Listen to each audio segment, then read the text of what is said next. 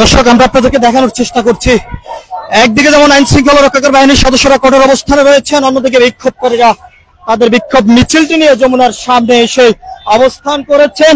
আমরা আপনাদেরকে সেই চিত্রটি সরাসরি দেখানোর চেষ্টা করছি।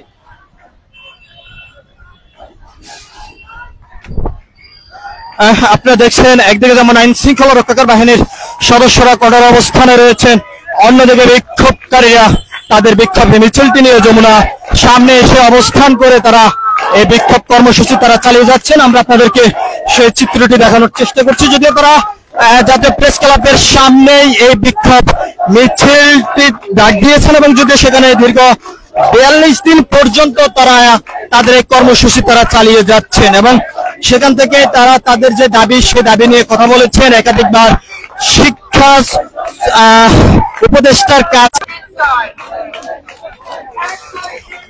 দর্শক, আমরা আপনাদেরকে দেখানোর চেষ্টা করছি, একদিকে যেমন আইন শৃঙ্খলা রক্ষাকারী বাহিনীর সদস্যরা কঠোর অবস্থানে রয়েছেন, অন্যদিকে বিক্ষোভকারীরা তাদের দাবি নিয়ে তারা বিক্ষোভ করে যাচ্ছেন এবং তারা যদিও তাদের এই বিক্ষোভটি জাতীয় প্রেস ক্লাবের সামনের থেকে ভিন্ন।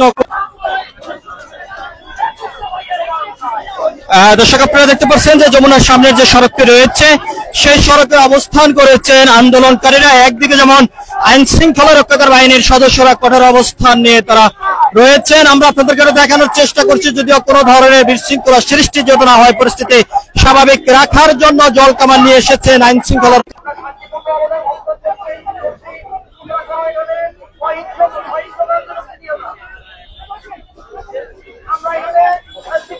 আমরা আপনাদেরকে দেখানোর চেষ্টা করছি, একদিকে যেমন আইন শৃঙ্খলা রক্ষাকারী বাহিনীর সদস্যরা কঠোর অবস্থানে রয়েছেন, অন্যদিকে চাকরি প্রত্যাশী শিক্ষার্থীরা যমুনার সামনের যে সড়কটি রয়েছে সেই সড়কে তারা বসে পড়েছেন। আমরা আপনাদেরকে দেখানোর চেষ্টা করছি আইন শৃঙ্খলা রক্ষাকারী বাহিনীর সদস্যদের যে কঠোর অবস্থান, সেই চিত্রটি আমরা দেশ রূপান্তর ক্যামেরার মাধ্যমে আমরা আপনাদেরকে দেখানোর চেষ্টা করছি। একদিকে যেমন আইন শৃঙ্খলা রক্ষাকারী বাহিনীর সদস্যরা কঠোর।